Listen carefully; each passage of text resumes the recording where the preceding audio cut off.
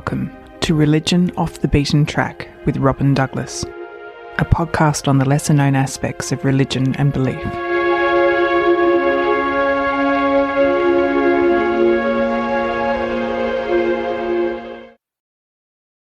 Hello, and welcome to the latest episode of Religion Off the Beaten Track.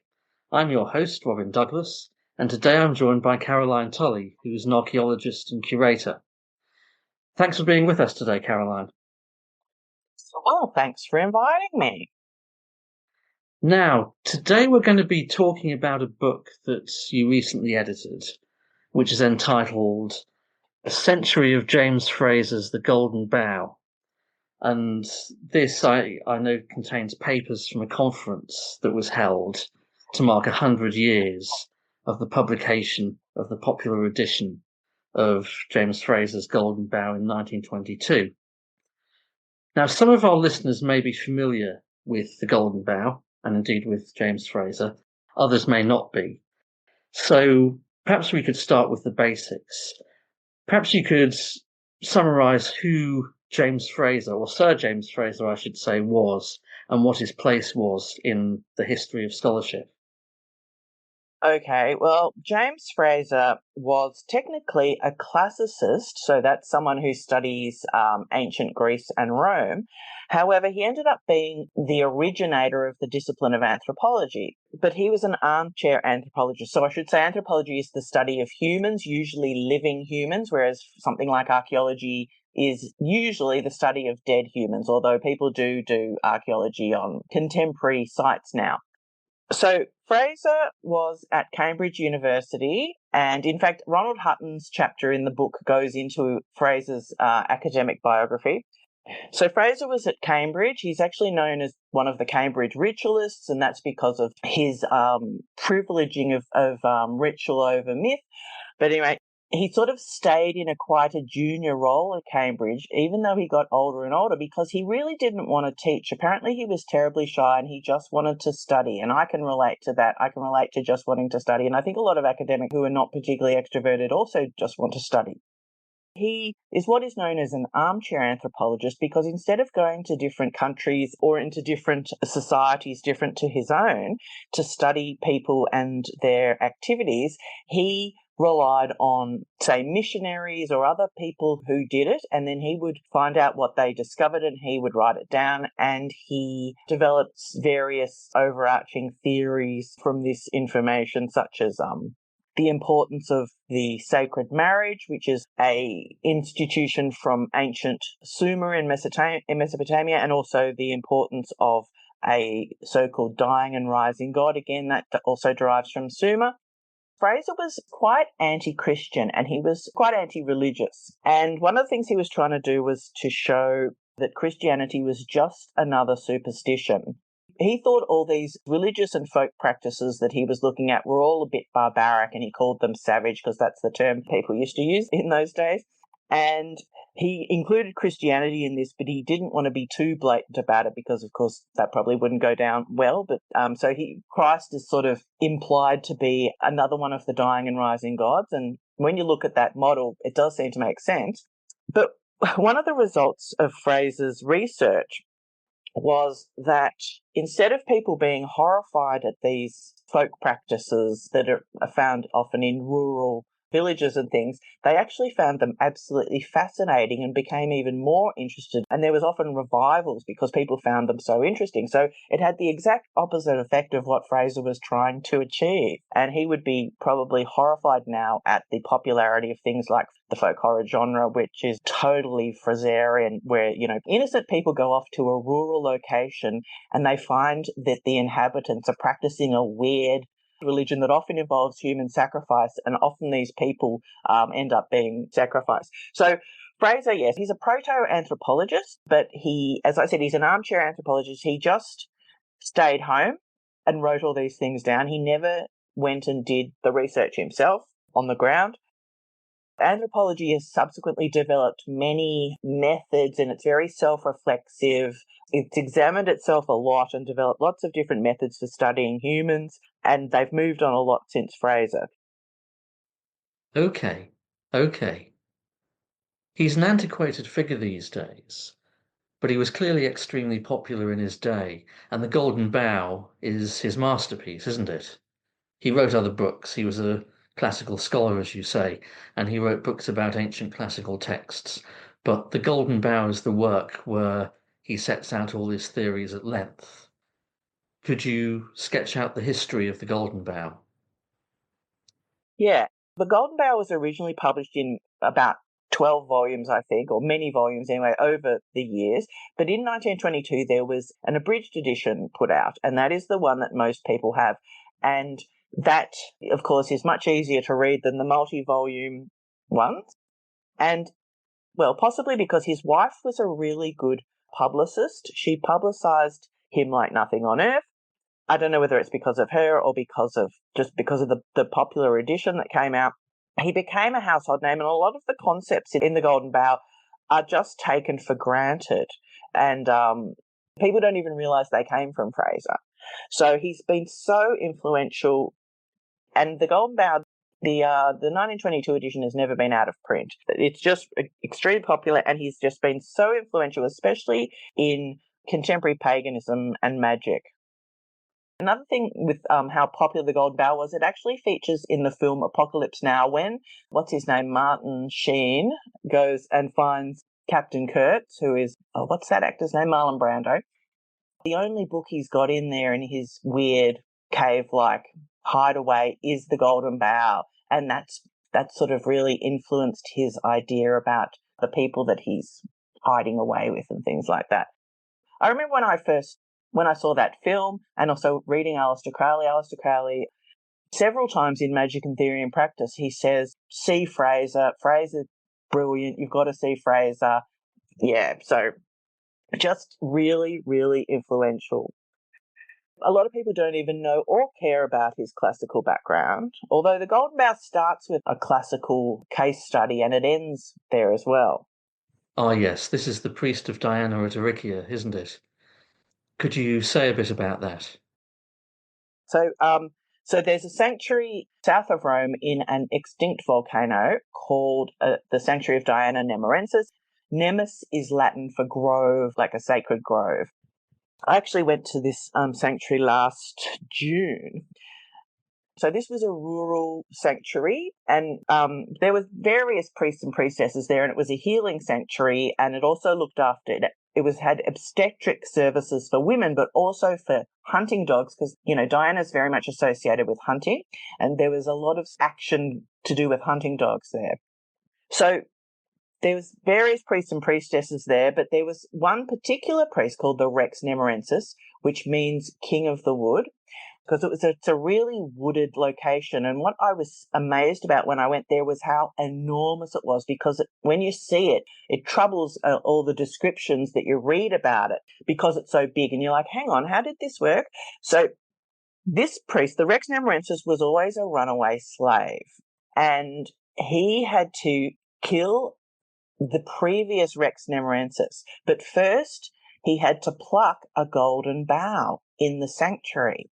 But we don't know where was this golden bough, because when you go to the sanctuary, it's enormous. And in my opinion, the previous Rex Nemorensis, or the current Rex Nemorensis, he could hide for ages in there.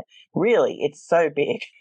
Karen Green, who is an expert on this particular aspect of Roman religion, she suggests that the challenger slave, he must have come into the sanctuary, he must have approached some priestly authorities and said, I'd like to do the challenge. And they would have said, okay, well, you've got to go find the golden bough, or there it is over there, or whatever.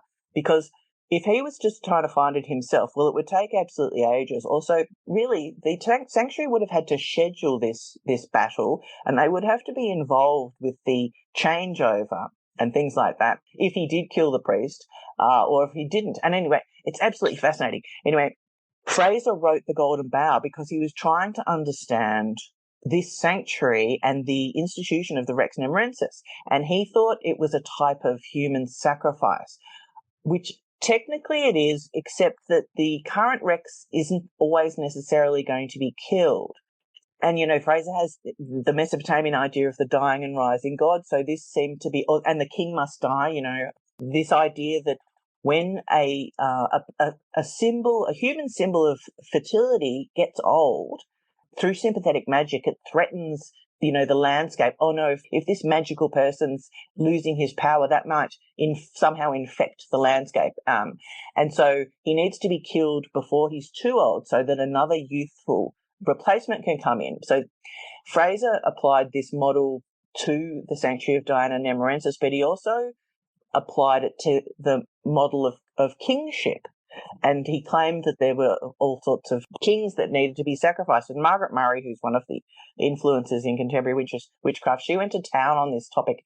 And even if you look at, say, I guess, a lot of folk horror has someone who's sort of having to be killed. We think of the Wicker Man, Sergeant, is it Howie? Sergeant, anyway, he has to be killed because the apple groves are failing. But then Christopher Lee admits that he doesn't even really believe that and everything, so it's all a bit weird, but the villagers believe it, so that's the important thing.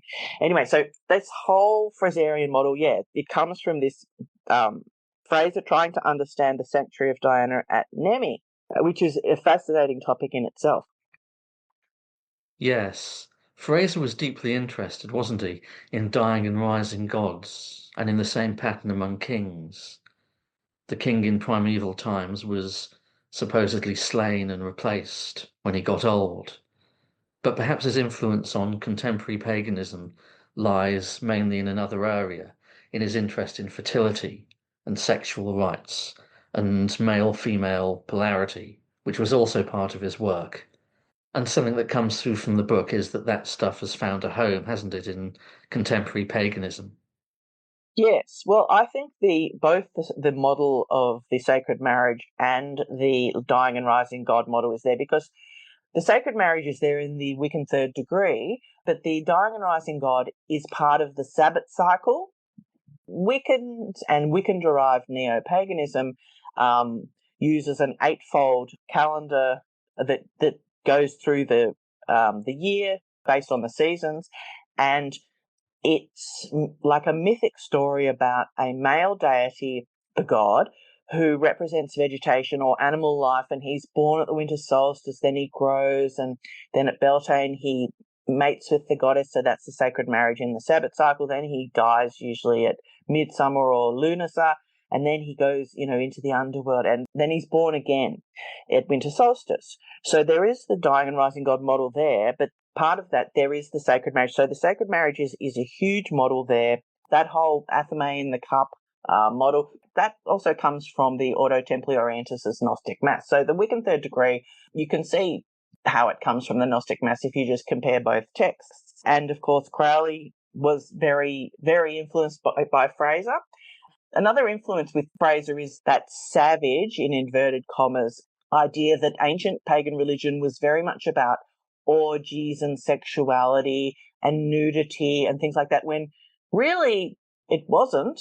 Some forms might have been, but certainly classical religion was not about that.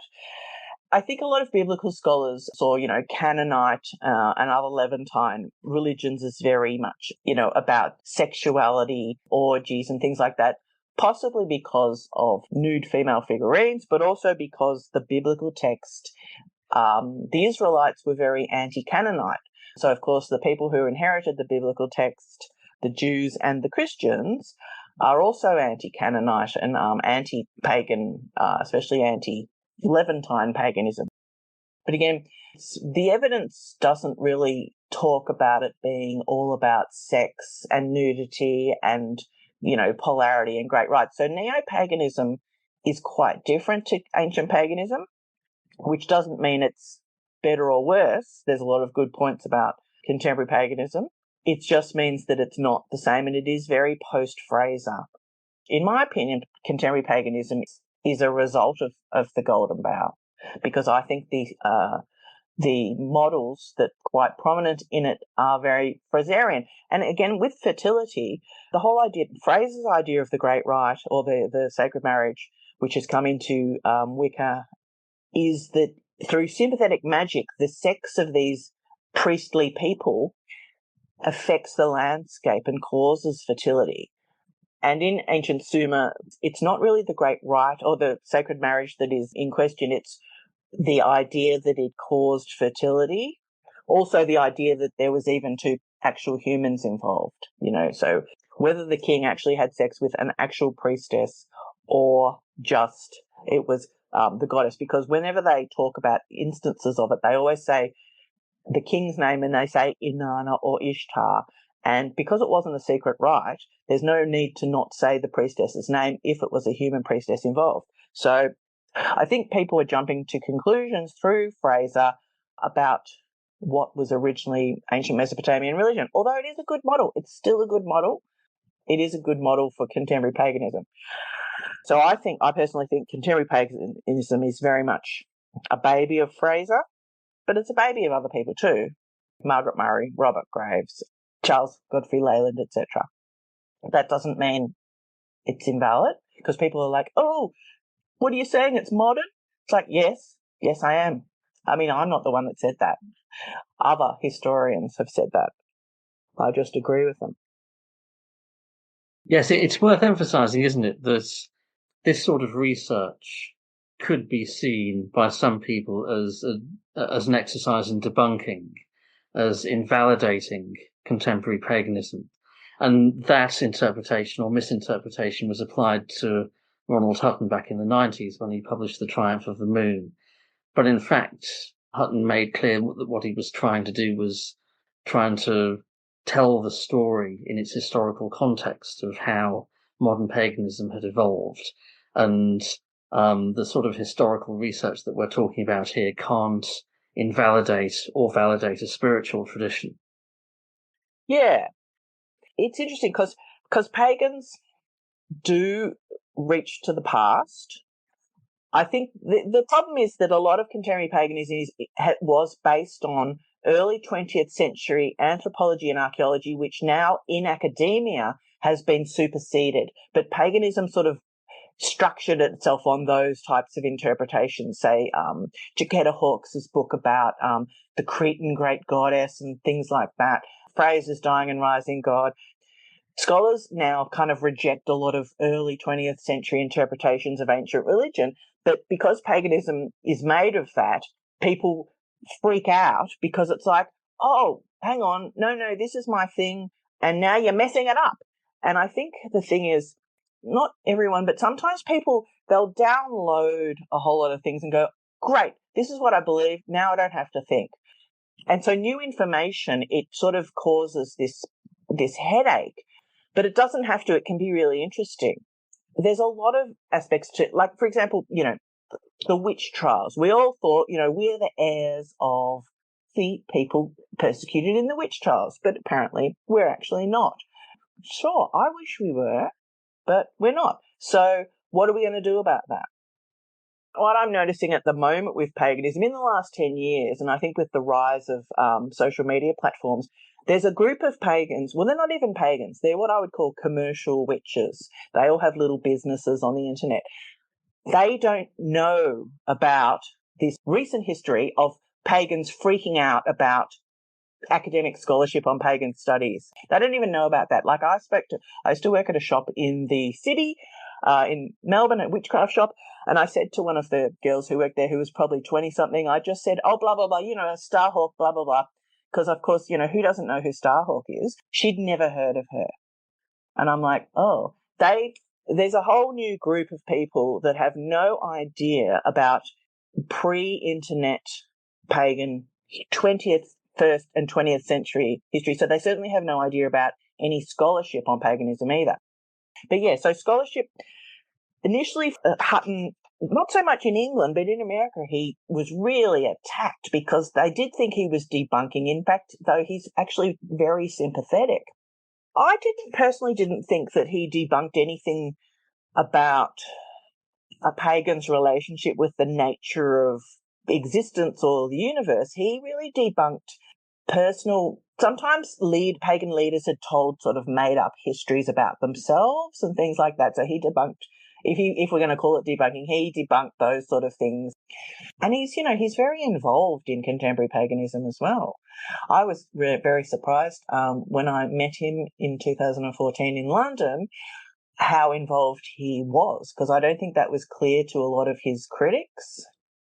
There's such a chasm between paganism on the ground and the academic study of paganism that it's really hard. This is the thing, the bridging. But as I was saying, I went on a big rant about the commercial witches. They do not even look at history. They don't even know about pagan history. They are another category altogether. It's very weird. So only certain people know about the whole advent of the study of paganism as a discipline, or as through historians or anthropologists or sociologists or whatever. A lot of people don't even know about it. And they kind of don't want to know, which is a bit sad. Another thing about paganism, there's always some reading involved. I should say shame on those commercial publishers now like Penguin who are publishing like Instagram stars pagan books or witchcraft books who they've got 1 year's experience or something, but they've got 10,000 followers. Years ago, those commercial publishers would not have touched the topic with a barge pole.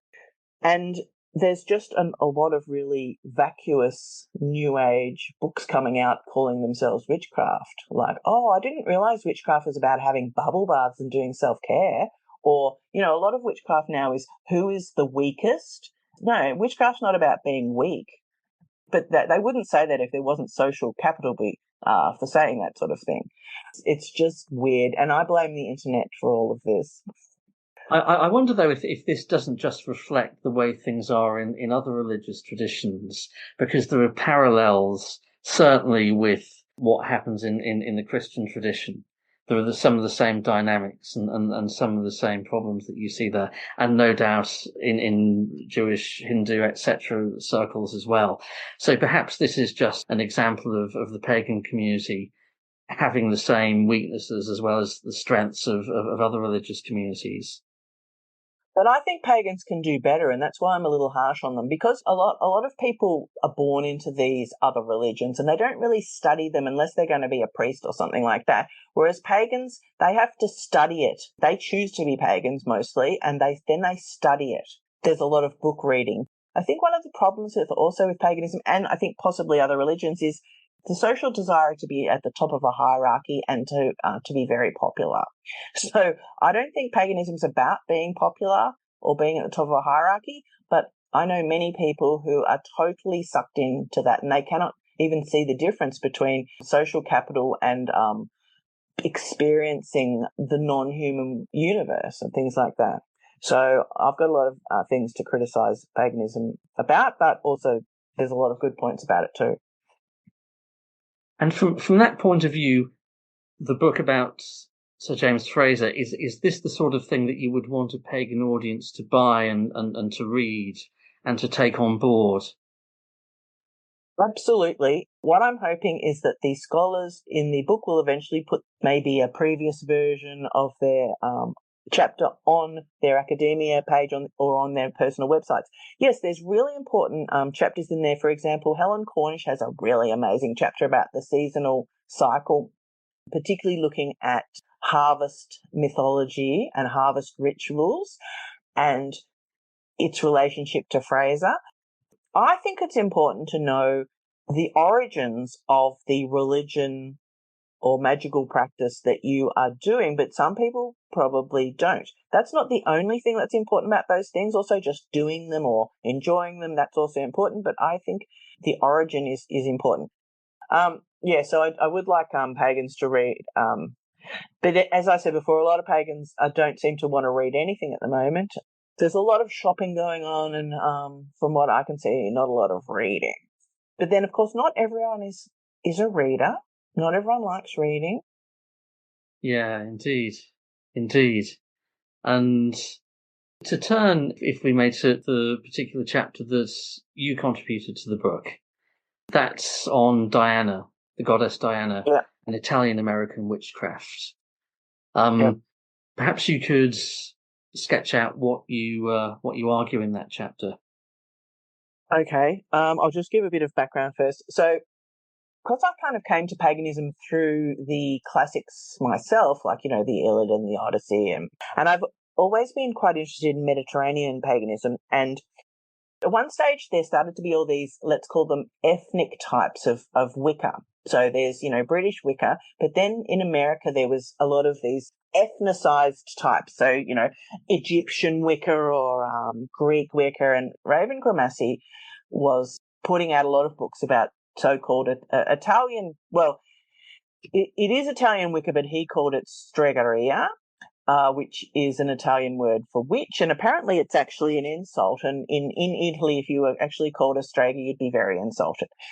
So anyway, he was a Wiccan himself, so he was initiated into one or more types of British-derived Wicca in America, but he started to write these books.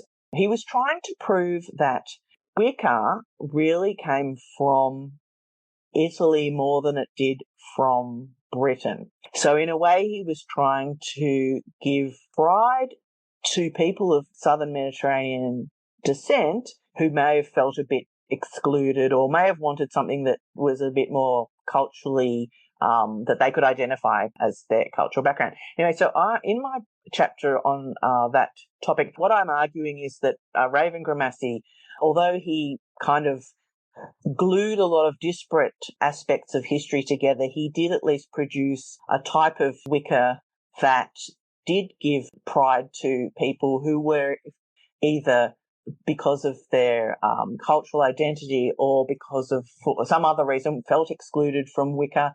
Even if they were Wiccans, may have felt a bit excluded from Wicca because of its Northern European flavour, even though, as I said before, Wicca's got a lot of actually Mesopotamian structures in there. But anyway, it's like how, say, for example, gay people who are Wiccans were sort of going, this is good, but I don't see myself reflected in this heteronormative deity. So, so it's people who really felt that Wicca as it was not really quite reflecting them, so they want to modify it a bit.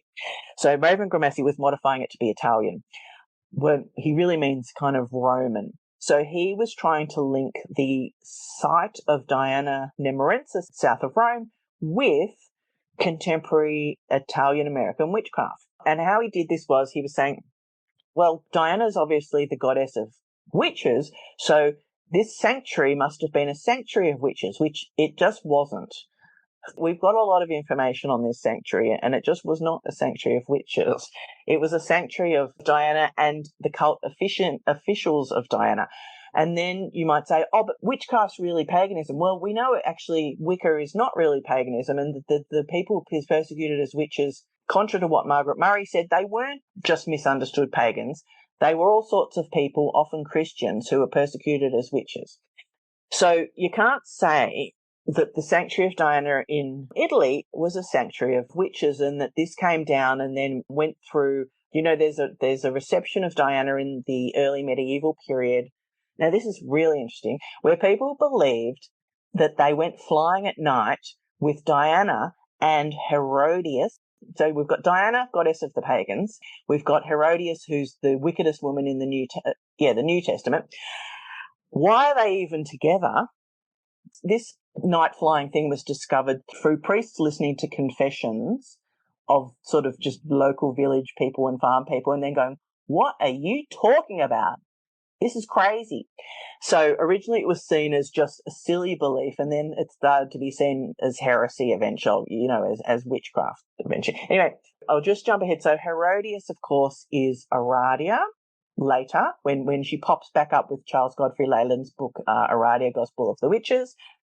But going back to Diana in this night flying thing, one theory is, was it Diana? Because Roman Diana doesn't really have anything to do with that night flying sort of thing, or flying with the horde of the dead and that sort of thing. Although one of her manifestations is the moon, and the moon is certainly in the sky. Another idea is the priests writing this down, they couldn't be bothered paying attention to the local names of this night flying figure that the people who were confessing this were saying, say, Bensozia or Abundia or Dame Orient, or there's all sorts of interesting folk names. Actually, it's all in Carlo Ginzburg's book, Ecstasies Deciphering the Witch's Sabbath. And also there's a really great chapter in Ronald Hutton's recent book, Goddess of the Wild. Anyway, so another idea was, instead of just writing down the local names of these goddesses, the people writing down just went, oh, Diana, because she's the only goddess name mentioned in the New Testament, so they just might not have known any other goddess names, or else they might have had a bit of a classical background, and so they thought it was Diana. Anyway, so Grimassi's trying to link the Sanctuary of Diana Nemorensis, that night-flying tradition that's centred around northern Italy, the Alps, a bit of Germany, a bit of France, and in Romania and other places, actually quite big. And Grimassi's trying to link that to Aradia, who doesn't pop up for like 1,000 more years. Whether there was some interesting real underground Italian or northern Italian night-flying tradition that then does pop up with Aradia, we don't really know. But it is interesting that Aradia and Diana are big goddess names in early 20th century Wicca as well. Because, there's the whole history. It's like, there's no history behind Wicca. Well, there's this history, but it's got such big holes, chronological gaps. We don't really know. And also, you can't really say the cult of Diana in Rome was a cult of witches. So I just critique Grimassi's sort of historical trajectory, although I think what he did was quite interesting. For me, it's kind of an excuse to actually just research Diana more, because anything I write is always just an excuse to really get into the topic. That's why I kind of like the short format of chapters and articles as opposed to books, because I can just get really into something and go, okay, done that, got to get into the next thing, because there's just so many things to look at. That's why I have trouble writing whole books. I'm like, oh, I'm bored with this topic. Oh, I want to go and look at something else. So that's me telling you in a very roundabout way about what my chapter is about. So yeah, it's just me kind of dissecting Raven Grimassi's work. Okay. We now come on to my final question, which is what the next directions are for your research. You've told us about your chapter in the book. What are the next steps? What's in the pipeline now? Well, I have some things that I've got a book contract called with Routledge, Paganism, the Basics, which that's just like for people that don't know what paganism is at all. And I have a book with Reaction Press about amulets. So that's 2 books, and I'm co-editing a book on sacred landscape. That's an archaeology book. But in regards to my own research, well, I'm still on the Diana topic.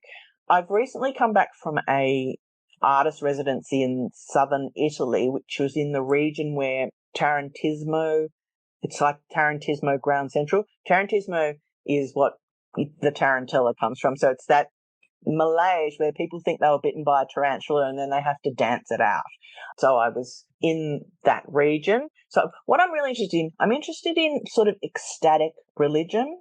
So whether I'm looking at archaeology or later history, I'm interested in when people go into an altered state of consciousness and either talk to other than human beings, whether that's a tree or an animal or a star. So I'm very interested in what's happening and what they think is happening and what they're hearing when they speak to non-human beings. And that can include gods as well, but it's often I'm thinking more in an animistic sense. So I'm quite interested in that. What else am I doing? What I'm really meant to be doing is looking more in an environmental humanities overarching theme or topic at religion. That's what I'm doing. Whether I look at, say, ancient Minoan religion or more later pagan religion, I try to mainly focus on human relationship with the landscape, and I'd like to do more about that. But on the other hand, landscape can often be a lot more vague than if you're talking about anthropomorphic sort of topics like actual deities or actual humans and things like that. So while landscape's my real interest, I mean, that's even my interest with, say, Diana's sanctuary, because it's a big outdoor sanctuary. I'm really interested in outdoor sanctuaries in lots of different cultures, including contemporary paganism. So apart from the contracted books that I'm doing, I guess my overall topics are women, because I'm one, nature or landscape, environmental destruction, And I guess also how paganism can help us to escape the environment. Maybe we can't because maybe it's too late, but how we can either relate to or escape or somehow have a better time in this precarious time. That might sort of sound a bit old-fashioned, but it's not. It's actually just pre-COVID, because pre-COVID, peoples were very interested in the environment. But as soon as COVID came along, everyone's like, oh no, humans are being threatened by an invisible bug. Oh no, humans, we're the most important species on Earth. Everyone became obsessed with humans. And I think that's also where paganism just went totally onto Instagram. Pagans don't even talk about the environment now. It was always, a question of, do pagans just pay lip service to this landscape that is meant to be their gods, or do they actually care? But at the moment, it's got really terrible. So I'm trying to write stuff that is kind of encouraging an interest in looking out and going out into the landscape and relating to the landscape, even if it's a horrible landscape or if there's scary things there, because not everything out there is nice. So yeah, women's bodies, landscape, permeability, like how the landscape, I guess with Minoan religion, my book with Theon Press is about how the Minoans, in my opinion, channeled landscape as a type of personality.